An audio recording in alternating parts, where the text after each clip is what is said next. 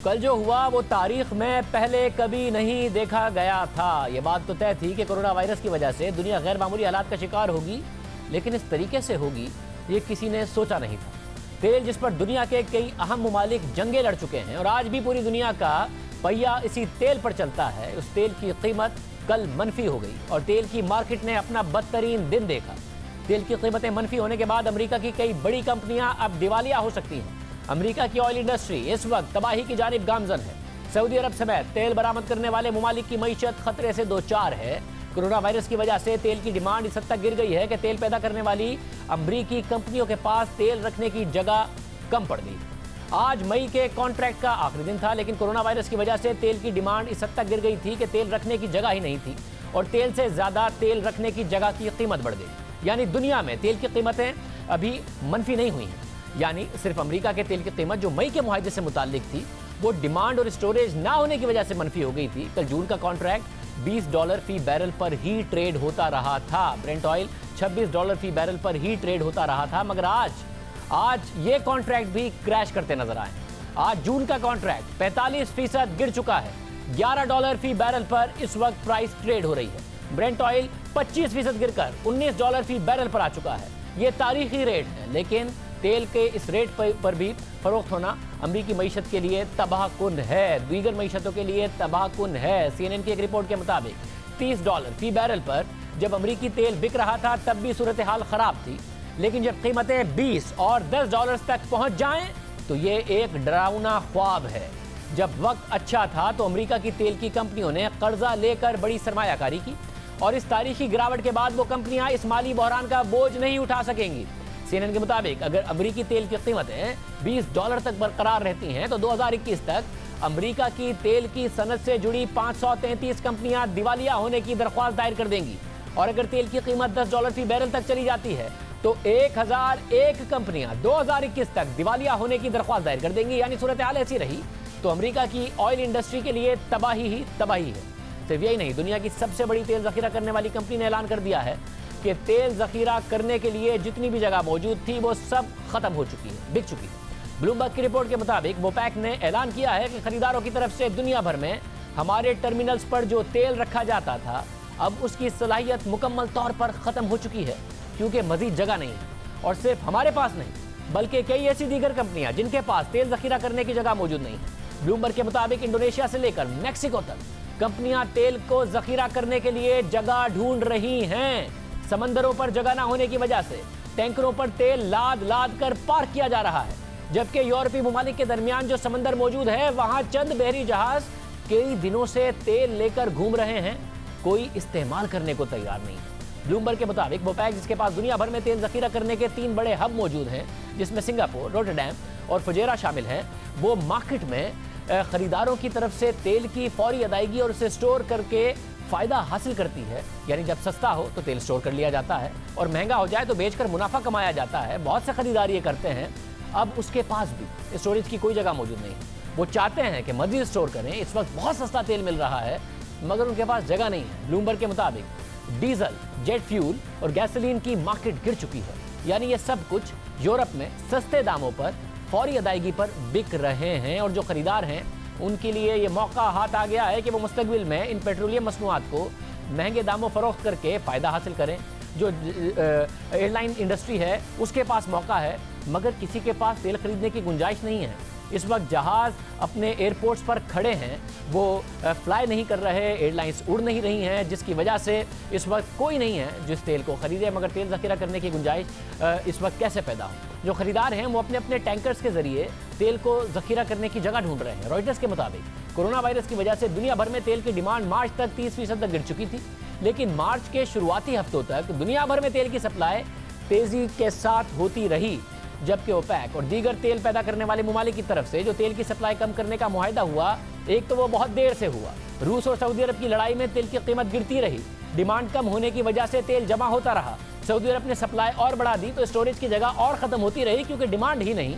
और फिर सप्लाई कम करने का अमेरिकी सदर डोनाल्ड ट्रंप ने मुआहदा कराया तो एक तो बहुत देर हो चुकी थी, दूसरा सप्लाई 10 मिलियन बैरल से कम की गई, मगर दुनिया की डिमांड 30 मिलियन बैरल से कम हो गई थी। यानी 100 मिलियन बैरल से घटकर दुनिया सिर्फ 70 मिलियन बैरल की डिमांड पर आ गई थी। हालत यहाँ तक पहुँची है कि अमेरिकी रियासत ओक्लाहोमा का शहर कशिंग, जिसकी आबादी 10,000 है और जो तेल जखीरा करने और ऑयल रिफाइनरी की वजह से पहचाना जाता है, वहां भी तेल रखने की जगह खत्म हो गई है। रॉयटर्स के मुताबिक जो अमेरिका में तेल जखीरा करने का सबसे बड़ा हब समझा जाता है ये शहर, गुज़िश्ता हफ्ते तक उसकी 70% स्टोरेज की जगह भर चुकी थी और ख़रीदार कह रहे हैं कि अगले 2 हफ्तों तक यहाँ पर स्टोरेज की कोई जगह नहीं बचेगी, यानी 100% कैपेसिटी पर चला जाएगा। आज तेल की मार्केटें दरहम बरहम हो चुकी हैं। रूस और सऊदी अरब का इसमें एक अहम किरदार है।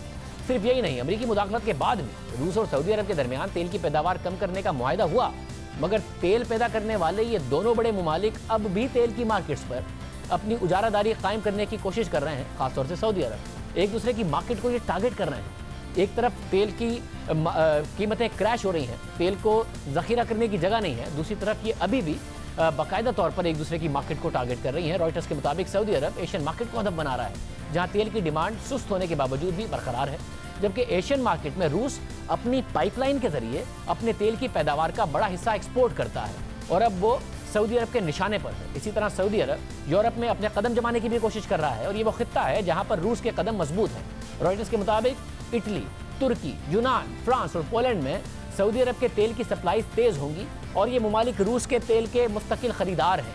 रॉयटर्स के मुताबिक यूरोप और एशिया में खरीदारों को अपनी तरफ खींचने के लिए सऊदी अरब ने उन्हें पेशकश की है कि वो तेल की डिलीवरी की अदायगी 90 दिन बाद कर सकते हैं, जबकि रूस को इन मार्केट्स पर एडवांटेज इसलिए हासिल है क्योंकि वो ज़्यादा एक्सपोर्ट्स पाइपलाइंस के जरिए करता है और उसे सऊदी अरब की तरह टैंकर्स और डिलीवरी पर पैसा खर्च नहीं करना पड़ता। बहरहाल कोरोना वायरस के साथ साथ सऊदी अरब और रूस की लड़ाई तेल की कीमतों पर असरअंदाज हो चुकी है। अमेरिका जैसे ममालिक में इंडस्ट्रियाँ तबाही की जानिब गामजन हैं, जबकि कुछ ममालिक इस हवाले से मुस्तफीद हो सकते हैं। जहाँ एक तरफ दुनिया परेशान है कि तेल कहाँ रखा जाए, डिमांड कम हो चुकी है, वहीं चीन मुसलसल तेल खरीद रहा है। ना सिर्फ खरीद रहा है बल्कि चीन ने अपनी स्ट्रेटेजिक रिजर्व दुगना कर दिए हैं। रॉयटर्स के कॉलम निगार क्लाइड रसल के मुताबिक एदाद शुमार बताते हैं कि जनवरी से लेकर मार्च तक चीन ने जो तेल दरामद किया है उसमें से 2 मिलियन बैरल्स रोजाना चीन ने रिफाइनरीज को नहीं भेजा, जबकि 2019 तक यह मामला 1 मिलियन बैरल तक खड़ा था। इसका मतलब यह है कि चीन ने तेल से मुतालिक अपने स्ट्रेटेजिक रिजर्व्स को दुगना तक बढ़ा दिया है। वो तेल तो खरीद रहा है मगर रिफाइनरीज को नहीं भेज रहा है क्योंकि आगे तेल की डिमांड कम है और वो उसको अपने रिजर्व्स में इकट्ठा कर रहा है। आम बात यह है कि कोरोना वायरस की वजह से जो डिमांड में कमी आई है उसके बावजूद चीन ने अपनी तेल की दरामदाद में कमी नहीं की, यानी चीन तेल इंपोर्ट करके अपने स्टोरेज में बढ़ा रहा है। पहले की तरह ज़ाहिर दरामदाद नहीं है मगर उतनी कमी नहीं आई है जितने की तवक्को की जा रही थी। अलास्का, कनाडा और ब्राज़ील जैसे ममालिक से सस्ते दामों पर चीन स्पॉट बाइंग कर रहा है, यानी फौरी अदायगी करके डिलीवरी ले रहा है। यानी चीन जैसा मुल्क इस बहरान की सूरत में फ़ायदा उठा रहा है। चीन की मईशत सुस्तरवी का शिकार है, सुकड़ रही है, मगर अपने मुस्तकबिल के बारे में वो तेज़ी से इस वक्त खरीदारी कर रहा है। पाकिस्तान के लिए भी सुनहरी मौका है, मगर क्या पाकिस्तान तैयारी कर रहा है? नहीं कर रहा है। हमने नदीम बाबर साहब को इस हवाले से दावत दी थी।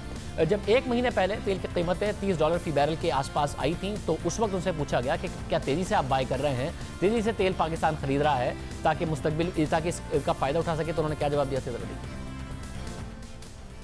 हमारी हद्दुल इम्कान कोशिश यही है कि हम जितना मुमकिन हो सके प्रैक्टिकली हम कुछ अपनी परचेज़ को हेज कर लें आजकल के एनवायरनमेंट में। और हेजिंग में 2-3 चीज़ें हमें जहन में रखनी पड़ती हैं। मसलन कि आज अगर लेट्स से $32 चल रही है तेल की कीमत और हम उसको किसी तरह मैनेज करके फ़िक्स कर लेते हैं 32 पे, कल को अगर ड्रॉप होके 25 पे चली जाए तो फिर सवाल उठेगा कि अच्छा जी आपने फ़िक्स क्यों की, ये तो और नीचे जानी थी। तो वो सेकंड गेसिंग जिसे कहते हैं वो बहुत ज़्यादा शुरू हो सकती है। तो इसलिए हम जो स्ट्रैटेजी डेवलप कर रहे हैं वो call it insurance policy strategy. हम कॉल ऑप्शंस वगैरह स्ट्रक्चर्स देख रहे हैं कि हम एक लेवल से ऊपर जाने को हेज कर लें, लेकिन अदरवाइज़ जो मार्केट में जो प्राइस चल रही है उसका बेनिफिट लें इस लो प्राइस का। जितनी देर हम इसका फ़ायदा उठा सकें हमें उठाना चाहिए और इसको जिस तरह हम स्ट्रक्चर कर सकें इंशाल्लाह हम इसको फुल अटेंशन के साथ अगले चंद दिन में इसको हम कंक्लूजन पे लेके आएंगे।